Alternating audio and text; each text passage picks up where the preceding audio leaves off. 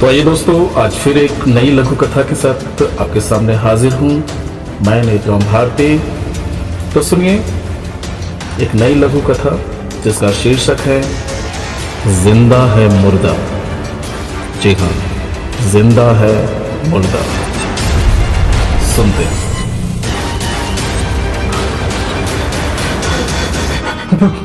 मैंने देखा था माँ, अपनी अपनी अपनी इन्हीं आंखों से देखा था कि पिताजी के हाथ हिले थे और धड़कन भी चल रही है।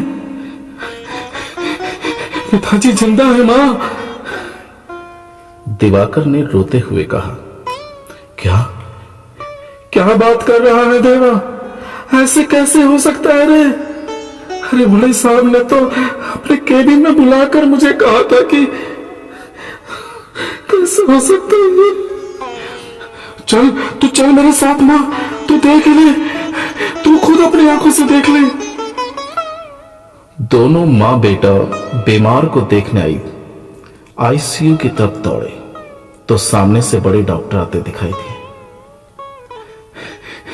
डॉक्टर साहब दिवाकर कह रहा था कि उसके पिता जिंदा है, पर डॉक्टर साहब आपने तो कहा था कि वे मर चुके हैं। सही कहा था मैंने। पर डॉक्टर साहब मैंने खुद अपनी आंखों से देखा है कि उनकी धड़कन चल रही है, पैर भी गर्म है डॉक्टर साहब, और उनके हाथों में कंपन भी हुआ था। तुम ठीक कह रहे हो, पर मैं फिर भी यही कहूंगा कि वे अब नहीं रहे हैं, और अब उन्हें ज्यादा दिनों तक वेंटिलेटर पर रखना तुम्हारा बिल ही बढ़ाएगा।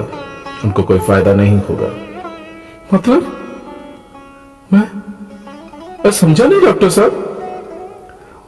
मतलब उनकी धड़कन, किडनी, लीवर सिर्फ लाइफ सपोर्ट सिस्टम से ही फंक्शन कर रही है। हटाते ही वह भी बंद हो जाएंगे। हाँ, मेरा मशवरा है कि बेकार में अस्पताल का बिल बढ़ाने का कोई फायदा नहीं है। पर डॉक्टर साहब धड़कन तो अभी भी चल रही है, अभी भी धड़कन चल रही है डॉक्टर साहब। एक्चुअली आप समझ ही नहीं रहे हैं, और बिना आपकी अनुमति के हम उन्हें मशीन से नहीं हटा सकते हैं। हाँ, विदेश में होते तो अब तक घोषित कर चुके होते, पर हमारे देश में ब्रेन डेथ को डेथ घोषित करने का कोई कानून नहीं है। पर डॉक्टर साहब धड़कन तो चल रही है, शायद कोई चमत्कार हो जाए। अपने बड़ों से सलाह करके मुझे बता देना, ठीक है? कहकर डॉक्टर साहब आगे बढ़ गए और दोनों मां बेटा एक दूसरे को देखने लगे। धन्यवाद।